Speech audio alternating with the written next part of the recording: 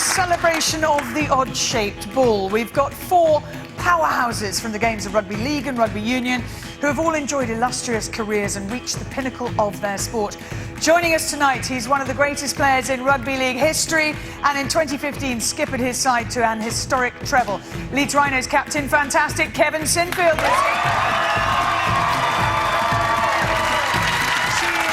Rugby's most celebrated female player, and her record includes 6 consecutive Grand Slams and a World Cup win. It's Maggie Alfonsi. He is Wales's all-time leading try scorer and in 2008 was named the best rugby union player in the world. We've only got Shane Williams. He's won every trophy possible for a Northern Hemisphere player at both club and international level, including the 2003 Rugby World Cup.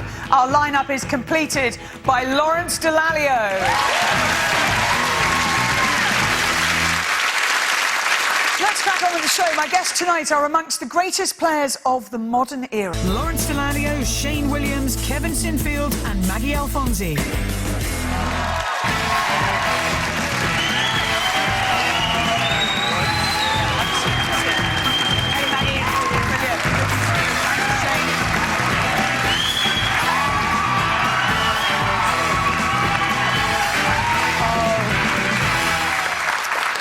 Welcome all, and it seems perfect timing to have a sort of rugby special. Now, it's hard to know with all of your achievements where exactly to start, but the sensible thing is to start at the beginning. And Kevin, it was very early on that you started playing rugby league. There's a picture of you here, and I think we can all tell which one. I know it's second from the left, because that's got to be you, hasn't it? I'll look stupid if I'm wrong now. No, you're right. Yeah, long time ago, that. What happened to the other 3, do you know? Yeah, I'm still in touch with certainly 2 of them. The guy on the left was best man at my wedding, so it just shows some of the friendships you make as 7, 8, 9-year-olds just stick with you.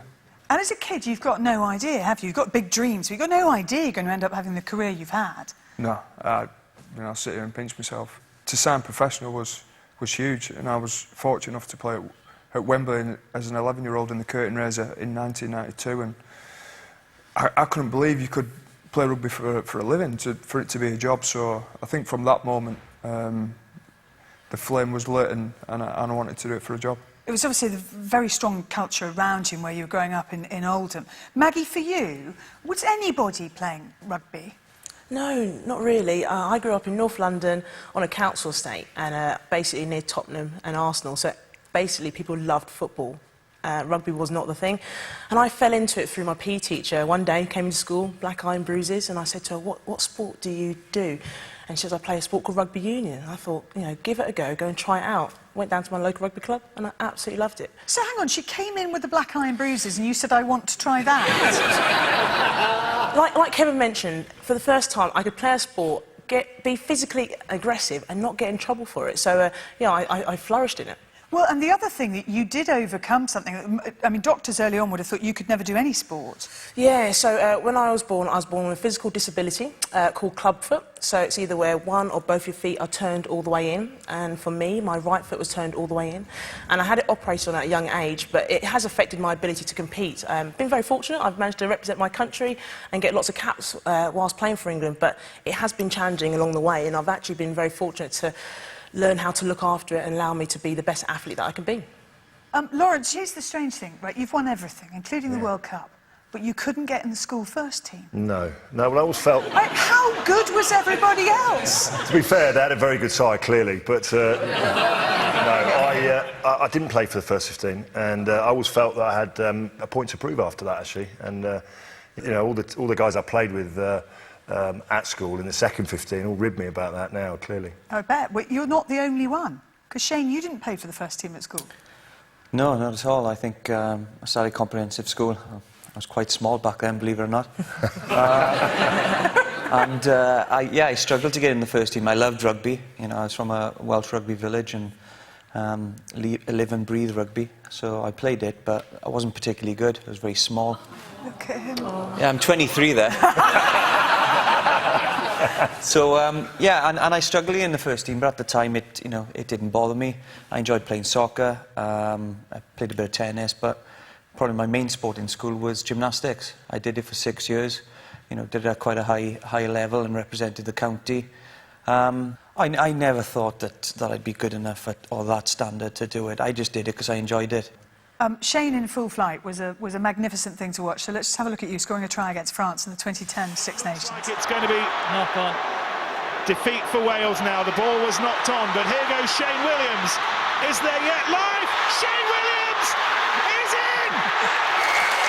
Magical from Williams, and he goes beyond the great Gareth Edwards.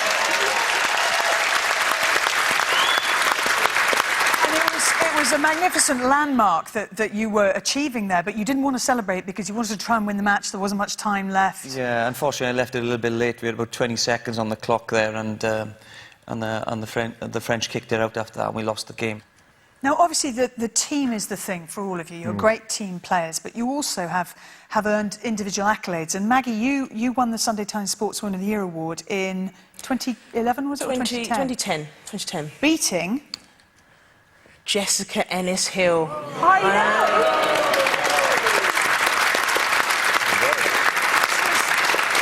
This is pretty cool. And you also became the first woman to win a very prestigious Rugby Writers Award, beating... Richie McCaw. I know. I mean, that's just... Absolute legend. To win that award was very special because I was the first woman to actually win it in 50 years, and I don't think any other woman has won it since. So, yeah, very special honour. And Shane, in 2008, you won the IRB Player of the Year. So across world rugby, you are the #1. Can you remember much about it? No, it was a long time ago now. No, I just remember, you know, just being told really that I was up for the nomination. I just couldn't believe it. You know, it would have been a roller coaster of a career for me, really. You know, when I actually won it, I honestly couldn't believe it. The equivalent in rugby league is the Golden Boot.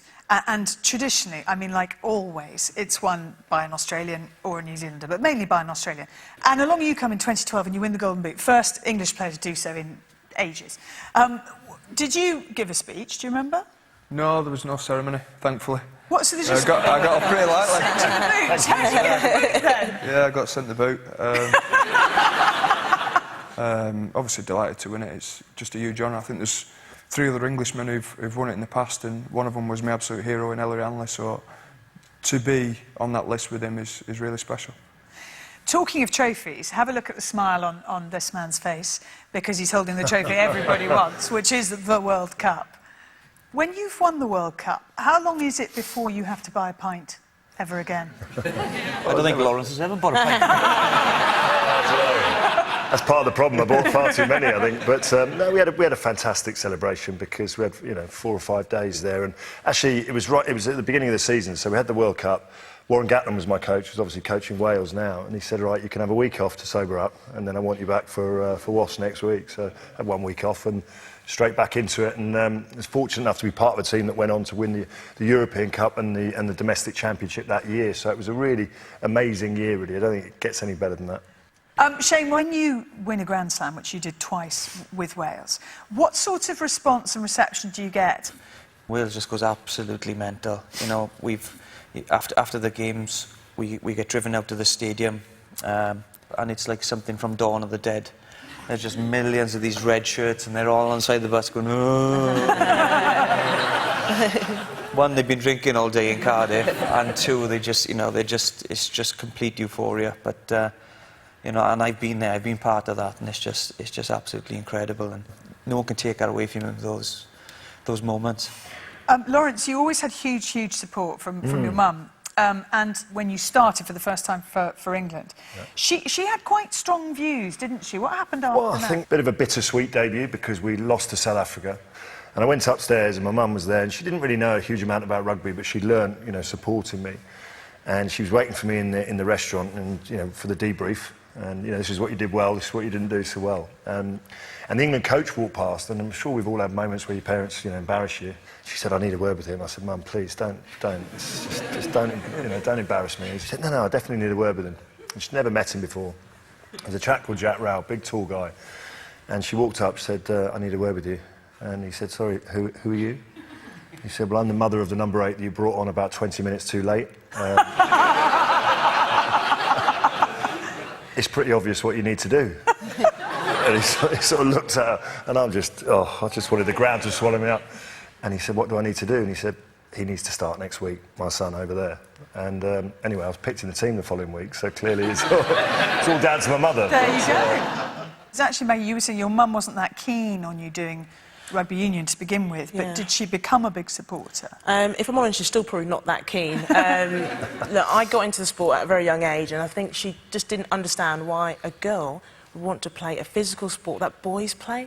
And then when I started to get into it, she started to really appreciate and understand that it's a great sport, and it allowed me to flourish, really. And now, yeah, she's a huge supporter. She really does follow me all the way, but she doesn't come to watch games. She's just worried I'm going to get injured, so when she watches it from the TV instead. I know, that's... oh, thank you. Thank you so much. Maggie's bringing the R factor tonight, definitely. Now, I've been very controlled so far, because obviously I'm very neutral. I don't have any favourites. I don't go fangirly over people in sport, apart from one, which is him. I just think it's really incredible what you've done. 7 grand final wins, 3 World Club Challenge titles, 3 League Leaders Shields, back-to-back victories at Wembley in the Challenge Cup. You hold a host of records, including most points and appearances in the Super League.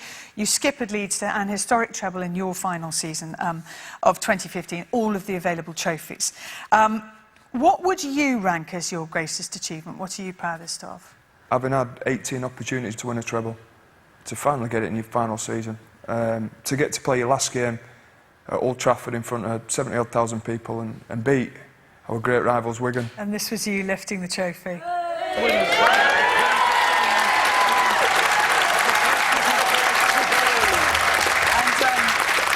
recognition of your achievements, I think actually over the whole of your career, you became the first rugby league player to make the shortlist for Sports Personality of the Year. How surprised were you at, you know, huge outpouring of support? Very surprised to be singled out as an individual when you played in a team sport your whole career. It seemed very odd, but it was really nice. The whole team were there. Look, to come in the top 3 was unreal. How are you finding it now, rugby union?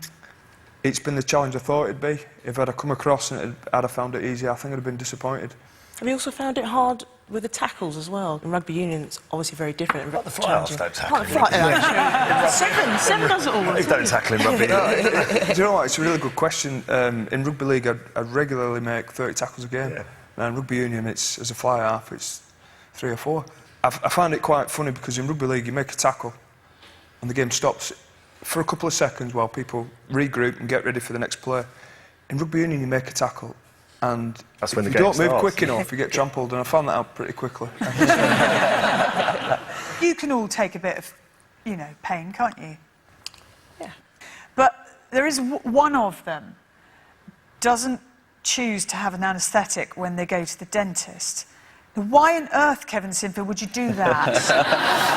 I had a root canal. Oh, don't! Seriously, you did that without anaesthetic? Yeah. Oh, God. And is it right that your dentist at Leeds Rhinos was like the club dentist? And he thought that all of the players didn't need anaesthetic because you didn't? Yeah, that's right. That's right. And after myself going and not having it done, the lads who'd gone after me, they nicknamed him the Butcher because they thought that was just how it was done. He was just wanting to drill.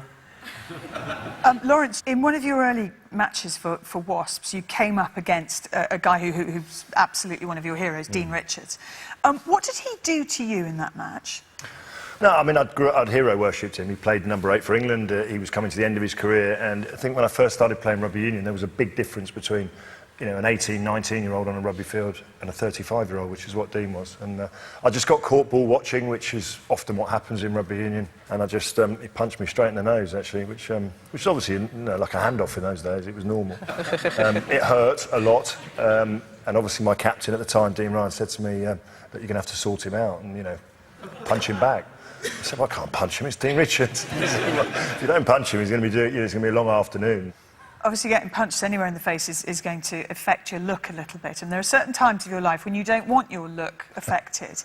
Shane, you were playing for Ospreys against Cardiff Blues, against your mate, Mike Phillips. What did he do to you?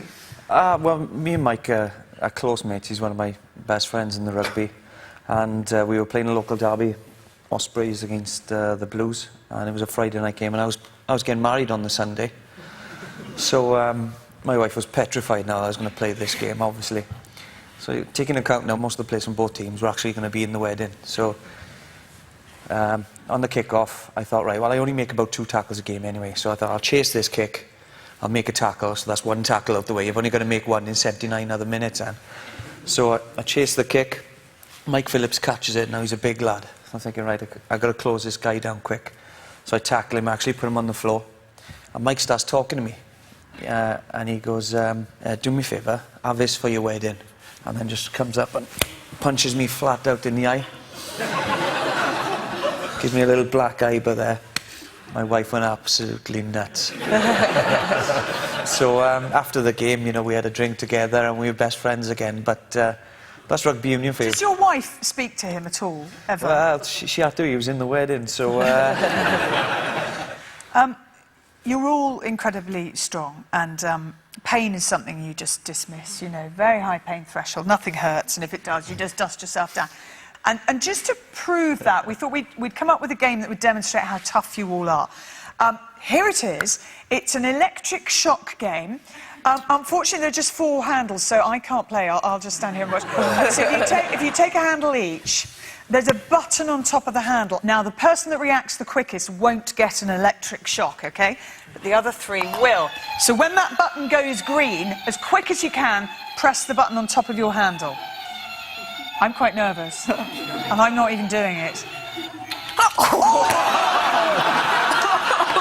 hang on! How tough are they? Which one didn't get shocked? What was that? Did you get shocked? I got a shock. I don't think I did, no. You didn't, and you held on to it anyway. What was that? I just want to see a replay of that. OK, so now you know that Kevin and Shane and Maggie got shocked. So Maggie drops it, Shane goes out. Kevin doesn't even flinch.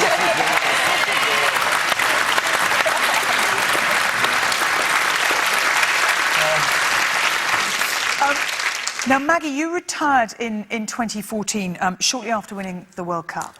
And instead of saying, right, I'm just not doing sport anymore, your first aim was to get to the Olympics as a shot putter, wasn't it? Had you done it before? I used to be a shot put discus thrower before I came into rugby, so it's something I kind of knew, really. But giving it a go after rugby, it was a little bit of a different challenge, because most of the women are 125 kg and are probably about 6 foot, and I weigh 75 kg and 5'3", so I could be their shot put. Yeah. Just pick you up? Just throw me. And look, I enjoyed it. I did a year of it, but I realised it's just not the sport for me, and that's when the Rugby World Cup came, and I was a pundit as well, so I thoroughly enjoyed that experience rather than probably doing a different sport. And also, I guess, being an individual sport when you're used to team sport, that's difficult as well. Incredibly hard. You're used to going to training, seeing, 15, 16 people all training in the same sport that you do.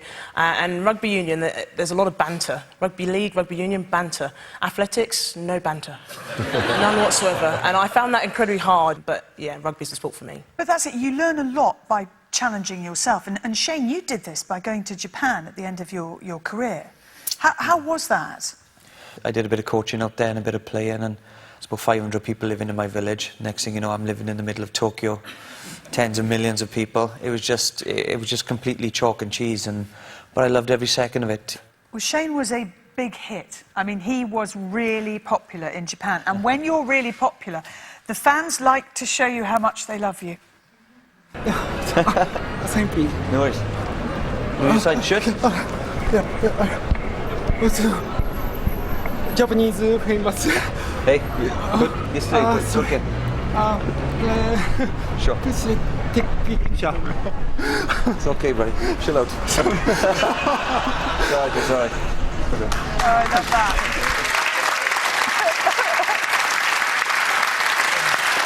What's very, very sweet about that is you're obviously really concerned for his health.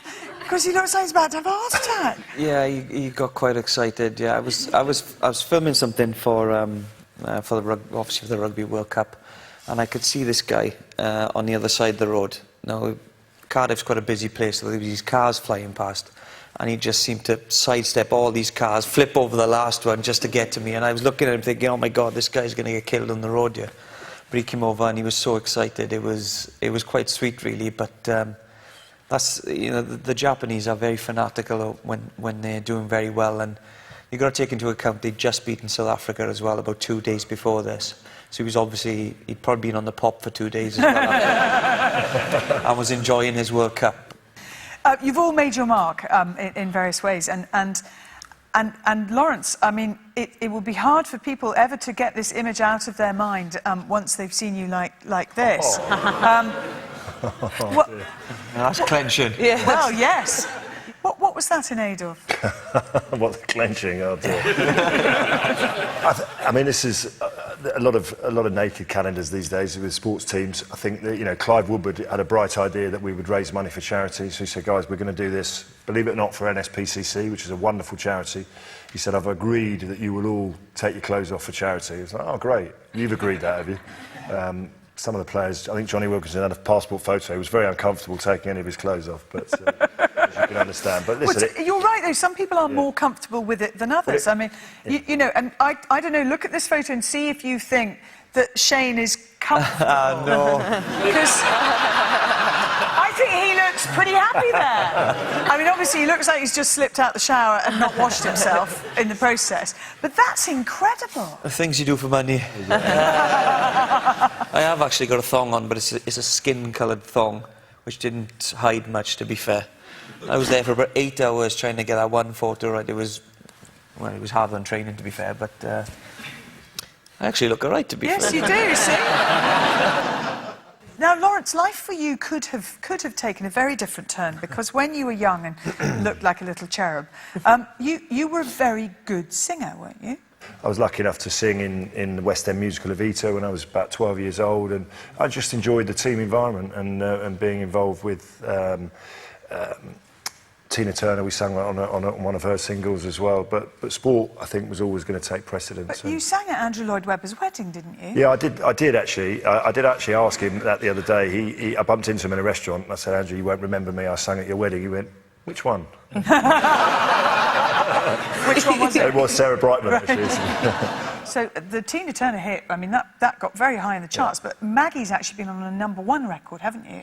Yeah, so after the Rugby World Cup, Gareth Malone contacted me and asked if I'd be part of their all-star celebrity choir. So we did it for Children in Need, and the song went to #1, which was brilliant. It raised a lot of money for charity. It was just a great experience. It's like playing another sport. You're just stepping out your comfort zone and seeing where you can go with it. Well, Shane, I mean, obviously the stereotypical Welshman can play rugby to an amazing level and sing beautifully. No, I can't. You really can't sing? I can sing a little bit. Well, if you can't sing, who's this? Oh, my God. You're killing me tonight.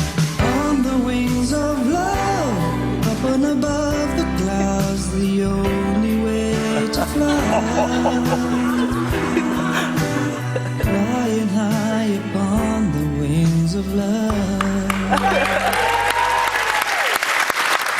I'm sure there's a bit of auto-tune in there somewhere. I'm sure Justin Bieber's really petrified now.